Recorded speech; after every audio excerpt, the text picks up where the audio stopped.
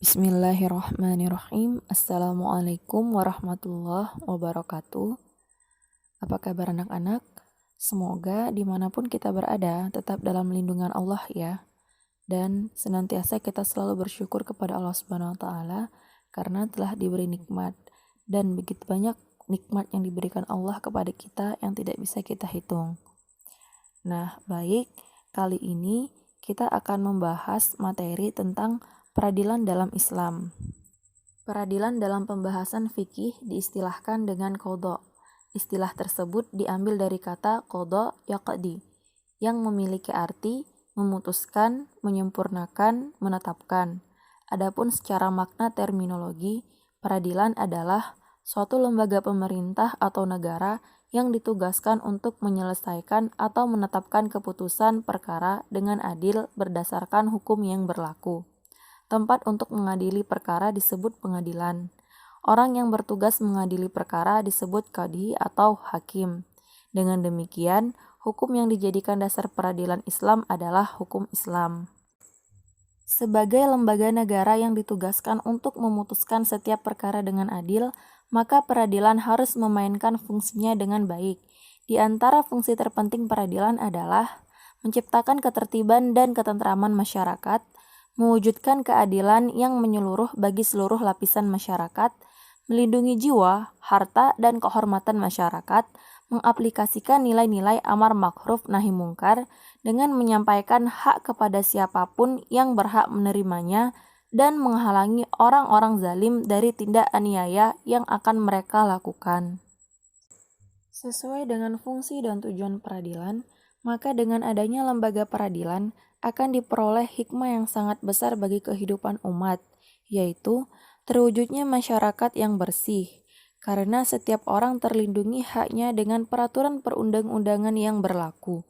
Terciptanya aparatur pemerintahan yang bersih dan berwibawa, karena masyarakat telah menjelma menjadi masyarakat bersih. Terwujudnya keadilan bagi seluruh rakyat. Terciptanya ketentraman, kedamaian, dan keamanan dalam masyarakat.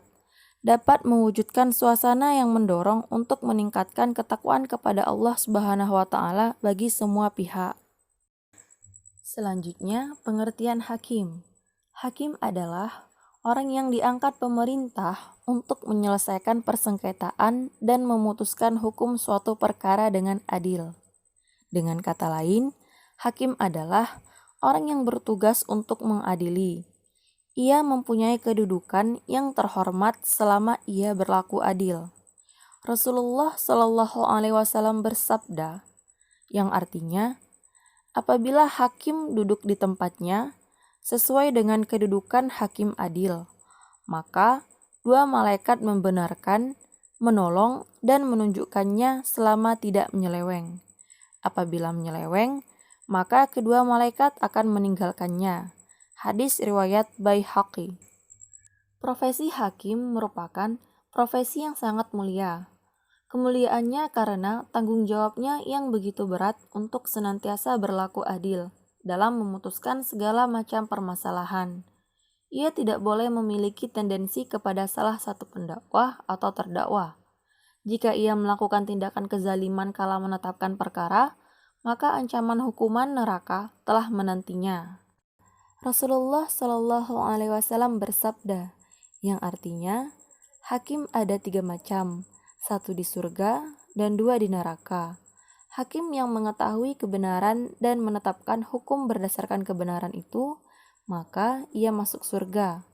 Hakim yang mengetahui kebenaran dan menetapkan hukum bertentangan dengan kebenaran, ia masuk neraka. Dan hakim yang menetapkan hukum dengan kebodohannya, maka ia masuk neraka. Hadis riwayat Abu Dawud. Selanjutnya, pengertian saksi. Saksi adalah orang yang diperlukan pengadilan untuk memberikan keterangan yang berkaitan dengan suatu perkara, demi tegaknya hukum dan tercapainya keadilan dalam pengadilan. Mengajukan kesaksian secara sukarela tanpa diminta oleh orang yang terlibat dalam suatu perkara termasuk akhlak terpuji di dalam Islam. Kesaksian yang demikian ini merupakan kesaksian murni yang belum dipengaruhi oleh persoalan lain. Rasulullah Shallallahu Alaihi Wasallam bersabda, yang artinya, maukah kalian aku beritahu tentang sebaik-baik saksi? Ia adalah orang yang menyampaikan kesaksiannya sebelum diminta. Hadis riwayat Muslim. Selanjutnya, penggugat dan bukti atau bayinah. Gugatan adalah materi yang dipersoalkan oleh kedua belah pihak yang terlibat perkara. Dalam proses peradilan disebut gugatan. Sedangkan penggugat adalah orang yang mengajukan gugatan karena merasa dirugikan oleh pihak tergugat atau orang yang digugat.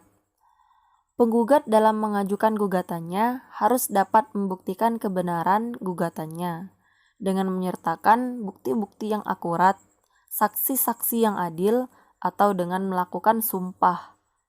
Ucapan sumpah dapat diucapkan dengan kalimat semisal, apabila gugatan saya ini tidak benar, maka Allah akan melaknat saya. Ketiga hal tersebut, penyertaan bukti-bukti yang akurat, saksi-saksi yang adil, dan sumpah, merupakan syarat diajukannya sebuah gugatan. Sedangkan barang bukti atau bayinah adalah segala sesuatu yang ditunjukkan oleh penggugat untuk memperkuat kebenaran dakwaannya. Bukti-bukti tersebut dapat berupa surat-surat resmi, dokumen, dan barang-barang lain yang dapat memperjelas masalah terhadap terdakwa. Terdakwa yang tidak hadir dalam persidangan harus terlebih dahulu dicari tahu sebab ketidakhadirannya. Menurut Imam Abu Hanifah, mendakwa orang yang tidak ada atau tidak hadir dalam persidangan itu diperbolehkan. Selanjutnya, tergugat dan sumpah. Orang yang terkena gugatan dari penggugat disebut tergugat. Adapun tujuan sumpah dalam perspektif Islam ada dua, yaitu menyatakan tekad untuk melaksanakan tugas dengan sungguh-sungguh dan bertanggung jawab terhadap tugas tersebut. Membuktikan dengan sungguh-sungguh bahwa yang bersangkutan di pihak yang benar. Adapun konsekuensi yang harus dilakukan oleh seseorang yang melanggar sumpah adalah membayar kafarah yamin atau denda pelanggaran sumpah dengan memilih salah satu dari 1. Memberikan makanan pokok pada 10 orang miskin di mana masing-masing dari mereka mendapatkan 3/4 liter. 2. Memberikan pakaian yang pantas pada 10 orang miskin. Yang ketiga, memerdekakan hamba sahaya. Jika pelanggar sumpah masih juga tidak mampu untuk membayar kafarah dengan melakukan salah satu dari 3 hal tersebut, maka ia diperintahkan untuk berpuasa selama 3 hari. Allah Subhanahu wa Ta'ala berfirman di dalam Al-Quran Surah Al-Maidah ayat 89, A'udzu billahi minasyaitonir rajim. Bismillahirrahmanirrahim. Fakaffaratuhu it'amu 'asharati masakin min awsati ma tut'imuna ahlikum aw kiswatuhum aw tahriru raqabah. Faman lam yajid fasiyamu salasati ayyam. Yang artinya, maka kafaratnya atau denda pelanggaran sumpah ialah memberi makan 10 orang miskin, yaitu dari makanan yang biasa kamu berikan kepada keluargamu, atau memberi mereka pakaian, atau memerdekakan seorang hamba sahaya. Barang siapa tidak mampu melakukannya, maka kafaratnya berpuasalah selama 3 hari. Al-Quran Surah Al-Maidah ayat 89.